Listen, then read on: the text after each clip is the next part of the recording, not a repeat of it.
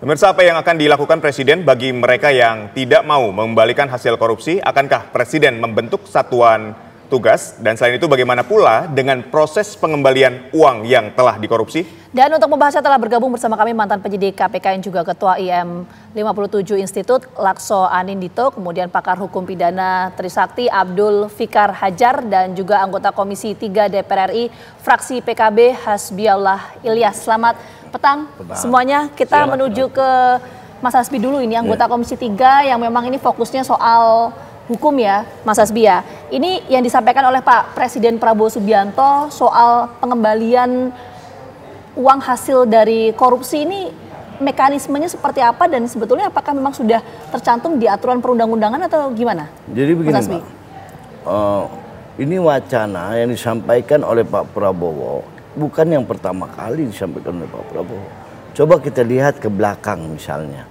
Pada waktu itu Gus Dur menjadi presiden tahun 2000 kalau nggak salah. Itu beliau pernah mewacanakan, silakan yang korupsi kembalikan uangnya. Uang negara dikembalikan, nanti kita atur hukumnya. Nah, karena yang diwacanakan oleh Pak Prabowo ini menurut saya ini merupakan terobosan yang pernah disampaikan oleh Gus Dur dulu. Ini terobosan yang sangat bagus. Hari ini orang di penjara tidak akan jera kok. Memang kalau kita lihat secara hukum yang disampaikan Prabowo ini di samping undang-undang kita tahun 2020 itu tahun 2021 pasal 20 2021 tidak menghilangkan pidana walaupun sudah mengembalikan uang, tapi hukum itu tidak bisa kita hukum bernegara ini, apalagi Pak Prabowo seorang presiden, seorang pemimpin negara, tidak bisa kita saklek ya udah kamu harus dihukum, tapi manfaat buat negaranya itu tidak ada. Jadi menurut saya ini terobosan yang sangat bagus yang pernah disampaikan oleh Gus Dur. Ya misalnya hari ini kita mungkin tadi di cuplikan itu dibilang juga Harvey Muiz macam-macam. Harvey Muiz itu kita mesti detail kita lihat apakah benar 300 triliun. Sampai hari ini kan masyarakat, asumsi di masyarakat itu masyarakat berpikir oh ya Harvey Muiz menikmati uang 300 triliun. Kenyataannya bukan 300 triliun, tapi kerugian karena alam, kerugian ekosistem yang dirusak. Tapi harus kita tahu, kita tidak bisa mengikuti. Saya bukan berarti kita harus meletakkan hukum itu pada porsinya. Jangan, tidak boleh kita mengikuti. Menurut saya secara pribadi tidak boleh. Ini bukan pendapat Komisi 3 ya, pribadi ya. Tidak boleh kita mengikuti arus masyarakat. Misalnya masyarakat mengatakan, oh ini kita terbawa opini oleh masyarakat. Tidak, dolim gitu seperti itu. Kita harus meletakkan pada porsi. Saya bukan membela Harvey Muiz. Nah, berapa uang yang dinikmati oleh Harvey Muiz? Kan seperti itu.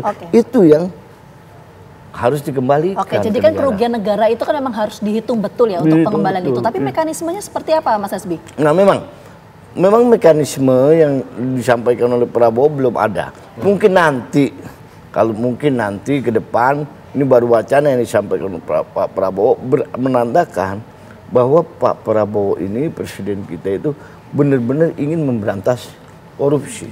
Dan yang saya ambil tersirat dari apa yang disampaikan oleh presiden, bagaimana cara kita memiskinkan koruptor. Sekarang sudah bukan zamannya lagi kita penjaranya harus 15 tahun. Sekarang hitungan KPK tahun 2024 tuh, semenjak KPK berdiri itu sudah berapa ribu yang di penjara. Tapi jerah atau tidak? Saya meyakini kalau dimiskinkan mereka akan jerah. Baik, kalau dimiskinkan mereka akan jerah. Tapi belum terjawab mekanismenya. Anda sebagai mantan penyidik KPK, apakah memungkinkan menyita uang hasil korupsi, memiskinkan koruptor? Nah, ini mekanismenya seperti apa? Ya, jadi kalau kita lihat sebetulnya wacana Pak Prabowo Subianto itu kan ada dua aspek pentingnya. Yang pertama adalah soal bahwa penegakan hukum selain penghukuman juga harus concern kepada pemulihan aset. Itu menurut saya aspek yang memang perlu digarisbawahi. Tetapi yang kedua yang menjadi problem adalah adanya free riders dalam proses ini, sehingga seakan-akan ketika sudah mengembalikan harta kekayaan konsekuensinya dia tidak perlu untuk dihukum secara pidana. Kalau kita merujuk pada praktek internasional misalnya, kita lihat ketentuan di Foreign Court Practice Act Amerika Serikat, United Kingdom Bribery Act di Inggris, memang ada mekanisme yang disebut sebagai Deferred Prosecution Agreement atau penundaan penuntutan. Dalam mekanisme tersebut, korporasi yang melakukan pidana, dia tidak langsung dipidana, tetapi diberikan waktu melalui perjanjian tertulis selama waktu tertentu untuk bisa diberikan denda yang nilainya berkali-kali lipat. Dan juga untuk melakukan proses pembenahan, tapi bukan untuk individu atau natural person atau manusia. Nah, ini sebetulnya kekacauan konsep inilah yang menyebabkan tadi sudah Pak Hasbi bilang juga kalau diterapkan di Indonesia itu bertentangan dengan pasal 4 Undang-Undang Tindak Pidana Korupsi. Mengenai mekanisme sebetulnya di dalam ketentuan hukum kita, kalau memang Pak Prabowo ada inisiatif ke sana, saya malah mendukung penerapan pasal 20 UNCAC. Kalau ngomong soal itu. Kenapa? Di pasal 20 UNCAC kita bicara mengenai konsep illicit enrichment, di mana seseorang dapat dirampas hartanya ketika dia tidak mampu membuktikan dari mana harta dia berasal bagi pejabat publik. Ayo, kalau memang mau serius, ayo saya dukung. Kita terapkan, segera sahkan RUU perampasan aset dengan salah satu pendekatannya jangan dihilangkan ketentuan mengenai illicit enrichment atau unexplained wealth. Itu merupakan aspek yang menurut saya sangat penting kalau memang ada niat serius untuk pemulihan aset. Karena praktek internasional pun ada mekanisme gugatan perdata, ada mekanisme gugatan tuntutan pidana, dan juga ada mekanisme yang dia sebetulnya kuasi seperti mekanisme illicit enrichment tadi. Oke. Baik, kita menuju ke Pak Abdul Fikar. Kalau kita bicara soal mekanisme untuk pengembalian uang hasil korupsi ini, seperti apa yang harus jadi concern? Gini, dalam perspektif hukum itu sebenarnya ada dua jalan ya. Yang pertama, penindakan melalui hukum pidana. Kalau diperiksa, apa saja sebenarnya yang menjadi menjadi kewenangan hukum pidana? Kan hukuman itu kalau di KUHP yang lama pasal 10 ada hukuman mati, hukuman seumur hidup, hukuman penjara, hukuman mati, hukuman penjara, paling lama seumur hidup, paling rendah 1 hari, itu hukuman penjara. Kemudian hukuman denda, nah itu melalui proses pidana. Tetapi yang harus dilihat adalah bahwa satu perbuatan itu selalu punya dua aspek, gitu. Ada perbuatan yang melanggar hukumnya, ada akibatnya, gitu. Nah sekarang hukum pidana itu dia masuk punya ranah adalah di mengadili perbuatan, gitu. Jadi di perbuatan, artinya dia bisa dihukum seumur hidup, bisa dihukum hukuman mati, bisa dihukum penjara, ya bisa juga hukum denda. Gitu. Itu ranah pidana. Tetapi ranah perdatanya sebenarnya masih bisa. Ini yang belum pernah digarap oleh negara, ya oleh pemerintah. Artinya setiap koruptor itu bisa digugat perdata lagi, gitu. Ya bisa digugat perdata lagi untuk menggantikan kerugian negara yang realnya berapa kerugian negara sebenarnya. Nah itu yang bisa digugat begitu. Nah sekarang ada ide, tapi saya lihat di DPR minggir lagi itu undang-undang perampasan aset ya. Ya karena takut, mungkin pada takut tuh. Ya, karena kalau dengan perampasan aset ya tanpa proses hukum ya, tanpa proses yuridis, negara bisa ngambil, bisa merampas. Itu bedanya dengan prosedur hukum pidana, gitu. Negara bisa langsung merampas aset, gitu, bahwa kemudian diberikan juga mekanisme untuk melakukan keberatan atau upaya pembelaan dan sebagainya, ya silakan, gitu, nggak ada masalah, gitu. Nah itu yang bisa dilakukan itu sebenarnya. Jadi selain proses pidananya di hukum badan, gitu ya, sebenarnya negara punya hak juga untuk menggugat secara perdata, gitu loh. Jadi ngambil secara ekonominya dia ngambil lebih banyak. Ada dua opsi ya, gugatan perdata atau undang-undang perampasan aset itu tadi yang diberlakukan. Gitu. Tapi tadi ini disinggung nih, kenapa kok RUU perampasan aset sampai sekarang nggak jadi undang-undang? Begini Pak, soal RUU perampasan aset itu DPR itu bukan hanya membahas RUU, banyak. Kita mungkin nanti setelah ini tertib, agak tertib. Sekarang kan kita baru saja menyelesaikan undang-undang DKJ, jadi masih betul. Saya kembali lagi ke zaman tahun 2000 yang diutarakan oleh Gus Dur. Saya sepakat dengan beliau bahwa hukum terbalik, hukum terbalik ini mesti dihitungkan. Ini kan sudah 24 tahun diutarakan hal seperti ini, sampai hari ini belum realisasi. Saya rasa presiden bisa aja membentuk seperti itu, dan kalau presiden ajukan itu pasti di DPR itu saya yakin 100% setuju kok kita mendukung pemerintahan Pak Prabowo. Oke, nah jadi pertanyaan juga nih Aditya, Ya. kalau niatnya tadi goalsnya adalah untuk pengembalian uang hasil korupsi ke negara, opsi yang akan diambil ini apa? Apakah kemudian undang-undang perampasan aset itu atau justru gugatan perdata tadi? Jawabannya nanti Mas Hasbi, kita jeda dulu. Kami kembali hadir saat lagi untuk Anda. Oke, kita langsung menuju ke Mas Hasbi. Kalau soal tadi spesifik mekanisme pengembalian uang hasil korupsi kan masih dibahas ya. Iya. Tapi opsi yang terbuka sejauh ini apa? Karena kan tadi ada dua opsi yang memungkinkan untuk proses pengembalian uang hasil korupsi. Gugatan perdata atau undang-undang perampasan aset. Mana yang berpotensi paling besar? Menurut saya begini, itu lebih bagus yaitu gugatan perdata dibanding perampasan aset. Karena kita bisa, yang seharusnya KPK juga kalau nggak salah sudah bisa menggunakan itu ya. Nah itu bisa digunakan. Nah dibanding perampasan aset ini menurut saya perlu, tapi masih panjang lah, masih panjang. Kita yang terpenting itu kita fokuskan bagaimana pengembalian, cara apa.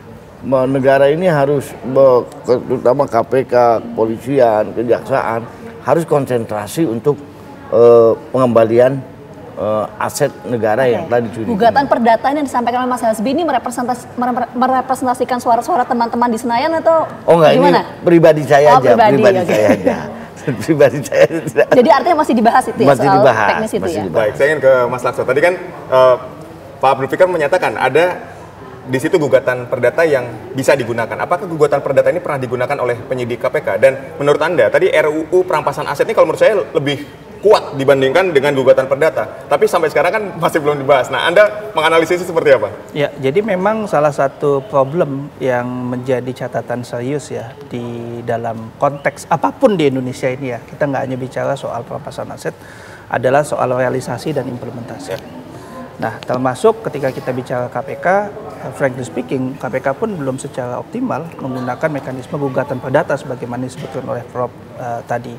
Dan kalau memang mau disempurnakan, itu salah satu opsi yang paling baik adalah dengan menerapkan ketentuan illicit enrichment yang saya bahas tadi. Karena illicit enrichment itu adalah konsep di mana adanya pembuktian terbalik terkait dengan kekayaan pejabat publik. Jadi ketika kita melihat ada pejabat publik dia melakukan luxurious life gitu ya, maka secara tidak langsung maka dia bisa dilakukan proses ditanyakan untuk pembuktian bahwa harta kekayaan itu berasal dari legal atau tidak. Jadi ini yang jadi salah satu konsep. Jadi sebetulnya kalau ditanya solusinya apakah dengan mekanisme yang sekarang ada bisa. Tapi salah satu kuncinya adalah perintah presiden. Jadi cukup presiden perintahkan kepada Kejaksaan Agung, kepada KPK, kepada kepolisian, mulai sekarang concern kepada pemulihan aset. Maka itu harus direalisasikan. Karena menurut saya problem yang kita hadapi sekarang adalah soal realisasi. Baik, yang belum terjawab tadi RUU perampasan aset sendiri, kenapa sampai hari ini belum dapat direalisasikan? Kalau saya lihat ya, dari komposisi isi dari RUU perampasan aset, salah satu yang paling krusial itu soal illicit enrichment. Jadi itu kenapa? Karena kan kita tahu sendiri bahwa dilihat dari data statistik yang ada ya, banyak sekali potensi adanya pejabat publik yang memiliki tingkat kehidupan itu berbeda dengan pendapatan aslinya. Baik. Nah ini yang sebetulnya menurut saya menjadi kekhawatiran mungkin. Tapi nanti Pak Hasbi mungkin bisa lebih menjawab apa sebetulnya menjadi concern. Tapi intinya kalau RUU perampasan aset mau disahkan, menurut saya bukan hanya bebannya DPR ya. Karena selama ini seakan-akan Pak Jokowi membebankan kepada DPR. Tapi menurut saya DPR itu kan representasi dari partai politik. Tentunya kalau pemimpin tertinggi bilang sahkan, pasti disahkan, saya yakin. Baik. Oke, nah selain soal tadi ya, saya mau ke Pak Abdul Fikar. Kalau kita bicara soal pengembalian uang hasil korupsi, ini kan menjadi tantangan dari teman-teman penyidik KPK juga adalah soal follow the money. Untuk kemudian mengikuti bagaimana dan ke siapa aliran dananya termasuk dengan aset yang dimiliki oleh para koruptor.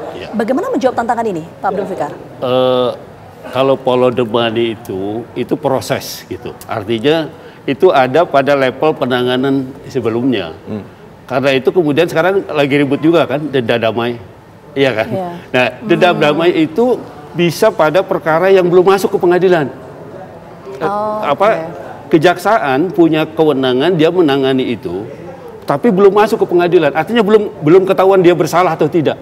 Tapi di situ bisa didenda-damaikan. Umpamanya penyeludupan, tindak pidana ekonomi lainnya gitu. Itu bisa gitu. Tidak masuk ke pengadilan tapi dia bayar gitu. Itu kan sama dengan bayar denda sebenarnya, bayar itu aja kan, karena dia masuk tidak dibayar. Tapi ketika sudah diputuskan oleh pengadilan gitu ya, maka itu yang pertama adalah putusan pidana itu bagaimana memutuskannya, apa juga termasuk denda, itu yang pertama. Terus yang kedua, kalau memang negara masih mau mengejar juga asetnya yang diambil oleh koruptor itu, maka itu tadi saya bilang bisa pakai perdata. Kalau perdata itu kan yang menjadi handicap adalah, yang jadi halangan adalah membuktikan bahwa aset itu hasil korupsi. Itu yang agak sulit gitu. Tetapi bisa begini, bisa tadi dibilang gajinya berapa sebagai anggota DPR atau sebagai pejabat publik, hartanya berapa gitu ya kan. Nah baru itu tadi men-tracing ini dari siapa hartanya, atau dananya itu tadi ya, disimpan di siapa, dari mana datangnya, bisa lari ke sana gitu. Nah tapi itu kan perlu kerja keras sendiri.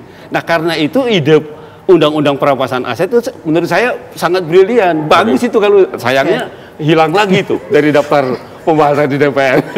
Tapi kan itu tadi udah dibahas, tadi kan udah dijawab soal undang-undang perampasan aset. Kita fokus ke aliran dananya tadi. Itu lebih memotong kompas. Artinya negara bisa begitu dia mencurigai seorang pejabat publik punya kelebihannya banyak, dia bisa masuk gitu, rampas aja, silakan ajukan keberatan ke pengadilan. Bisa seperti itu. Ketika kita melihat men-tracing tadi, ini mana yang uang korupsi yang masuk ke pribadi atau dampak kerugian negara, itu men-tracingnya sulit atau biasa saja?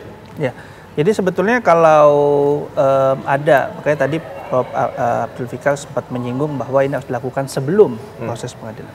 Jadi memang kalau kita di KPK ada suatu standar ya, di mana pada saat proses penyidikan kita sudah mempunyai tim khusus yang memang fokus hanya pada aset. Jadi dia tidak terfokus pada proses penyidikan, tetapi hanya proses untuk mencari aset. Itu mengapa walaupun mungkin ya nilainya tidak seheboh yang lain gitu ya, tetapi ketika kita bicara mengenai pemulihan aset di KPK itu terjadi secara masif. Karena memang salah satu kunci utama, jadi sebetulnya cuma ada dua pintu aja. Pintu pertama adalah penegak hukum yang mencari, gampangnya inilah yang disebutkan Prof tadi, yaitu dengan cara men-tracking aset dari awal ya. Di proses penyidikan, dan itu memang khusus tim dedicated khusus. Saat ini Kejaksaan Agung misalnya punya tim pemulihan aset. Jadi memang pusat pemulihan aset Kejaksaan sudah punya. Nah, cuman kan ini yang harusnya dioptimalkan. Kejaksaan dioptimalkan, KPK dioptimalkan, karena KPK itu timnya tersendiri. Nah, yang kedua, cara lainnya adalah dibalik, yang membuktikan adalah si pembuktian terbalik pelakunya. Nah, dua itu aja. Tapi selama ketentuan mengenai pembuktian terbalik tadi belum dilakukan secara optimal, maka ya penyidik harus kerja keras nih untuk mencari aset. Kita menuju ke Mas Hasbi. Ini bagaimana menjawab soal tadi, memastikan bahwa aset ini merupakan hasil korupsi atau tidak? Itu kan terkadang teman-teman penyidik pun juga di lapangan itu hal-hal yang bias ya sifatnya ya. Menurut saya bukan sesuatu yang sulit itu. Sekarang kita sudah jelas, seorang pejabat sebelum dilantik itu sudah, atau setelah dilantik sudah menyerahkan LHKPN. Banyak kok KPK terutama ya, kawan-kawan di KPK itu banyak. Ini ada indikasi korupsi dari LHKPN. Menurut saya itu sudah cukup lah. Baik, terima kasih Mas Hasbiullah, terima kasih semuanya. Pak Abdul Fikar telah berdialog bersama kami di Kabar Petang. Sehat dan sukses selalu.